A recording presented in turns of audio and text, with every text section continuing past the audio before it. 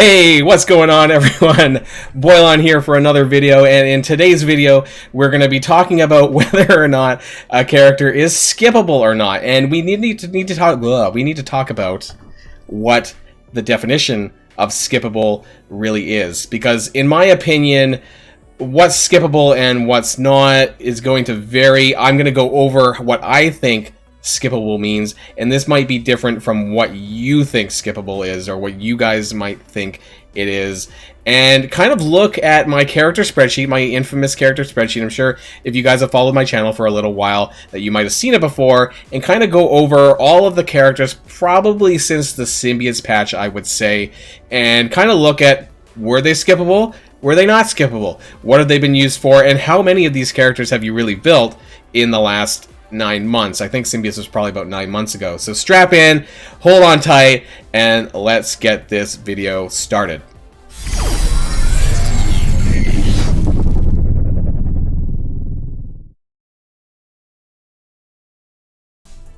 Okay, and so here we are in my spreadsheets. I'm sure you guys have seen this before, and actually I've altered this very slightly since the last time.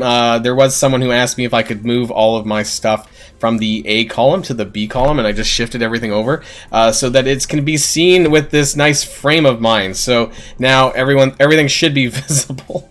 But let's get started and move back. I would say up to, yeah, the Symbiotes patch here, that seems fair.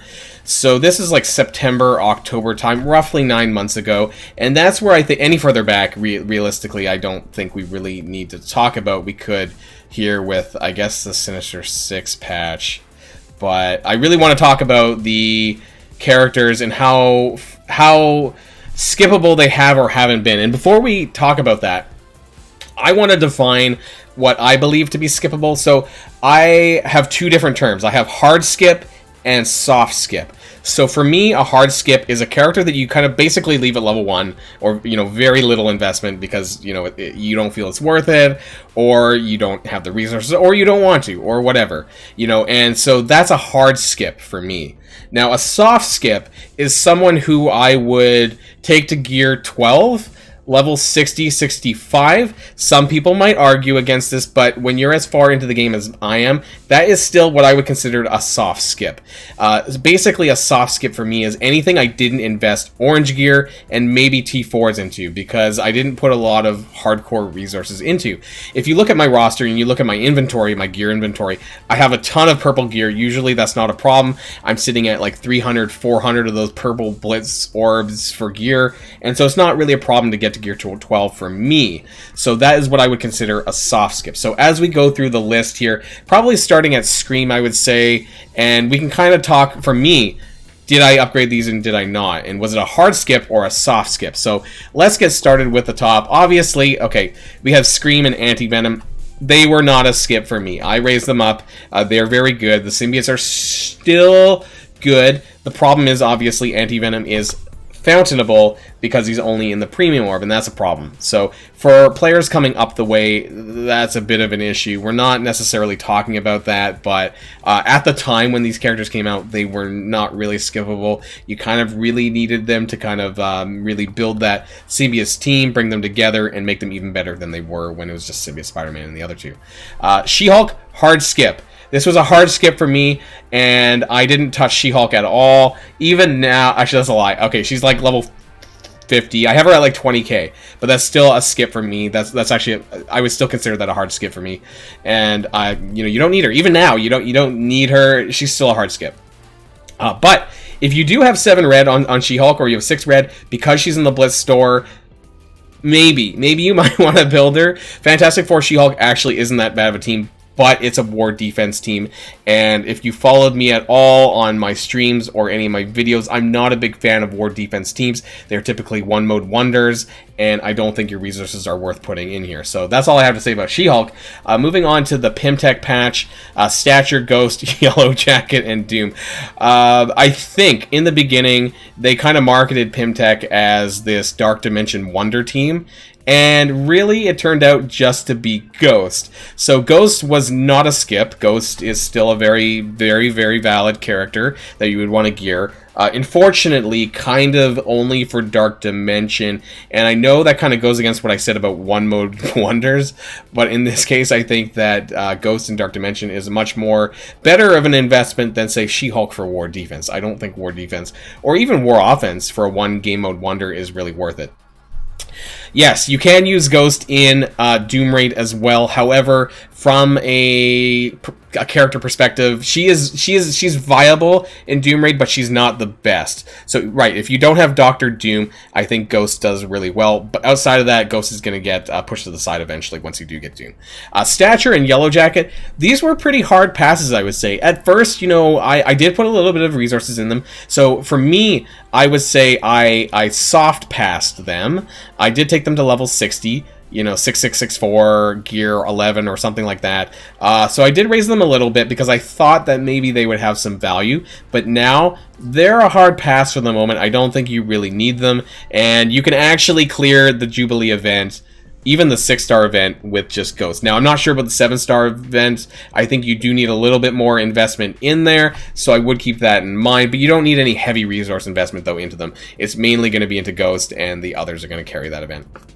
So, moving on to patch 5.0, this is where it gets a little bit interesting. So, my opinion might vary from other people's opinion, other content creators perhaps. So, Shatterstar, Longshot, Dad Bros. This is kind of important. I actually think they were a hard skip. I think to some degree, this is a tough one, because obviously X Factor is required for Adam Warlock, and it depends on what star rank you're unlocking them at. 5-star, you need gear 12, 6-star, you need gear 13, and 7-star, you need gear 14. So when you think about it from a 7-star level, then I don't think that it is a hard pass anymore. I think that it's going to be a soft pass depending on where you're at for your Adam Warlock events. You don't need to gear all of them unless you have to for the hard requirement. So what this means is I would not take, you know, Shatterstar and Longshot, or X Factor for that matter, any more than you need to for the Adam Warlock event and leave them there. So yeah, not really a skip now, but they were a skip at the time, so I guess now you're going to have to put resources into it. So it is what it is. Yelena and Red Guardian, now I'm going to say that they're a soft skip. I would say they were a hard skip, and they've moved down to a soft skip. And the reason why I say that is because I don't think that the training module flash event is a heavy priority. Some people would say otherwise, but if you actually look at my video on the training module event that I did the math for, it's actually worse than Payday. The first time rewards are nice, but the monthly rewards per attempt is really not that good. So I think that if you really want to... you know, if you really want to build them, or you have them pre-built from Skillitary, that's fine. But if you're someone coming up the ways, I don't think that you need to make them a priority to shard farm for them or gear them up, because I don't think you really need to. So Red Guardian is a really nice character. He is a bit of a plug and play with his kit, but I think because we're moving into patch 5.5, we're going to be getting Captain America Sam.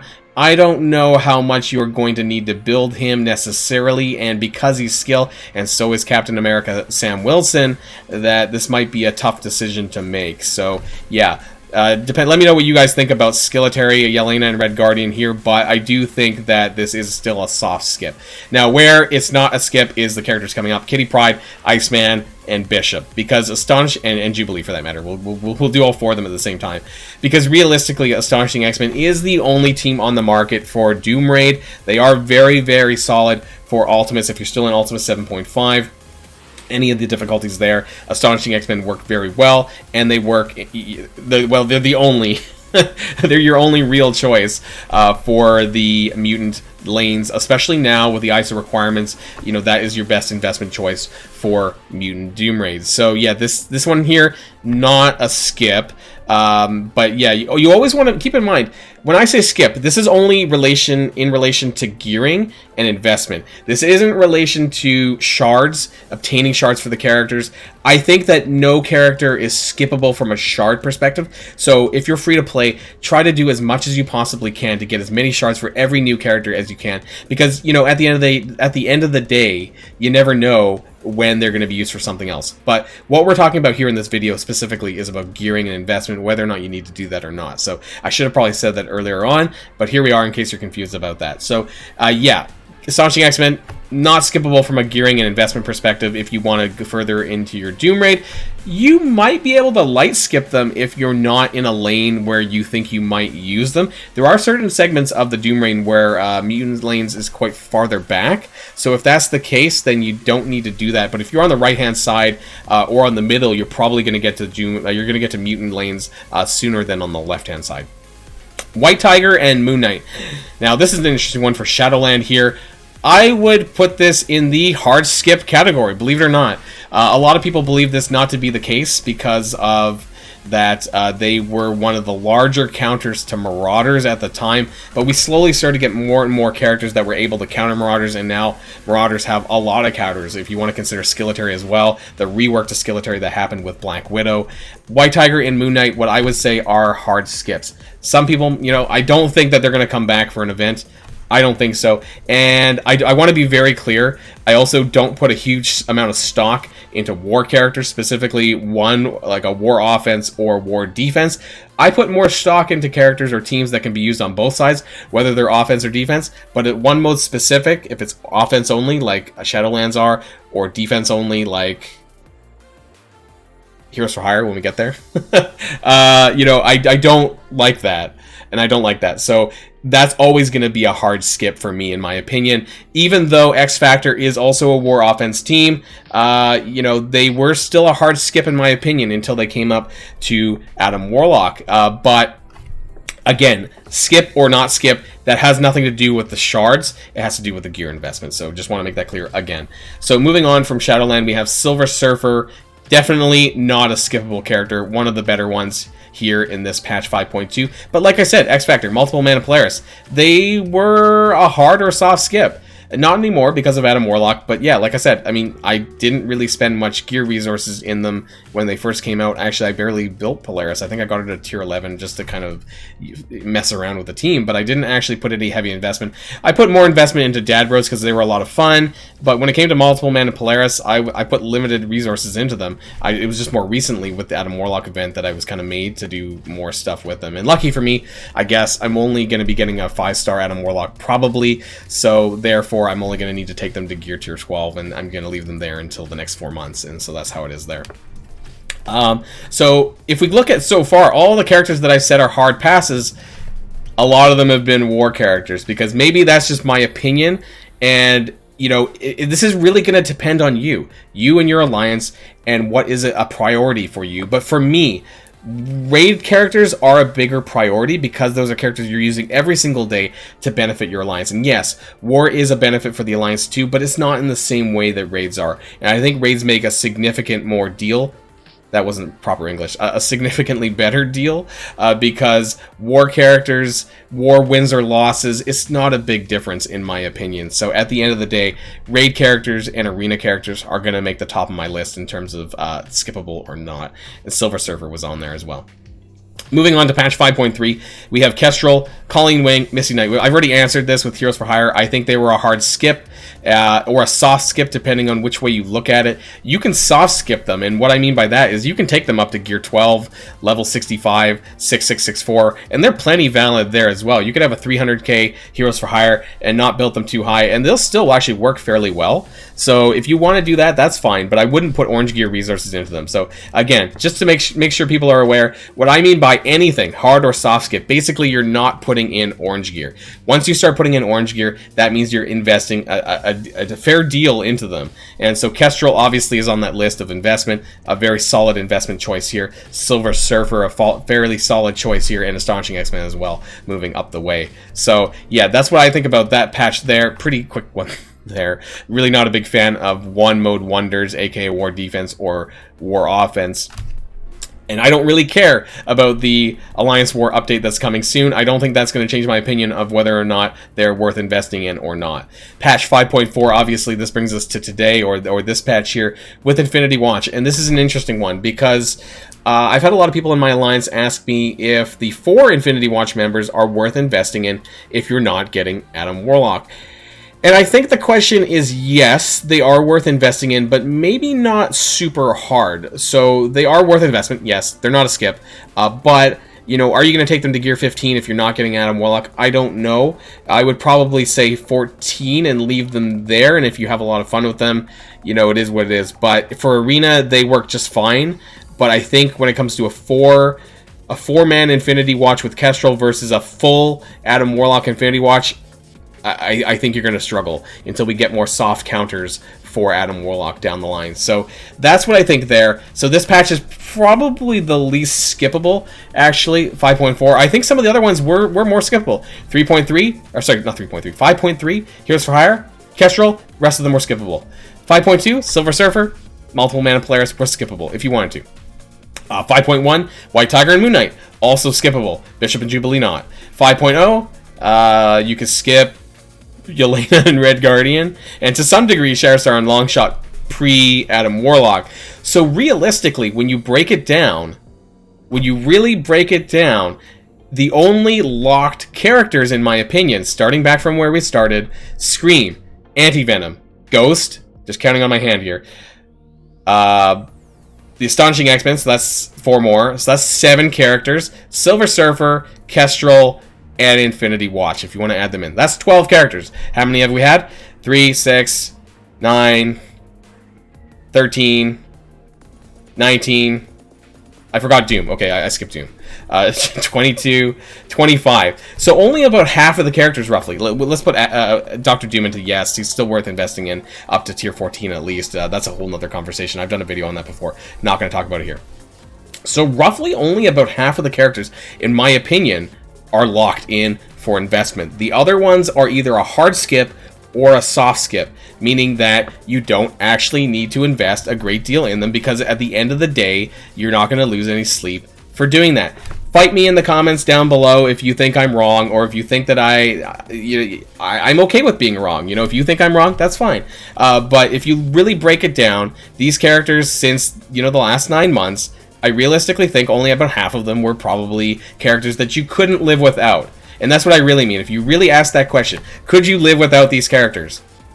I would say probably about half of these you could, half of them you couldn't, because they were that important to the game's meta that if you didn't have them, that you would be a little bit in trouble. Whether it's for Doom Raid, whether it's for Arena, or whether it's for Dark Dimension. Those are the main things. That's only because I don't put a lot of stock into Alliance War.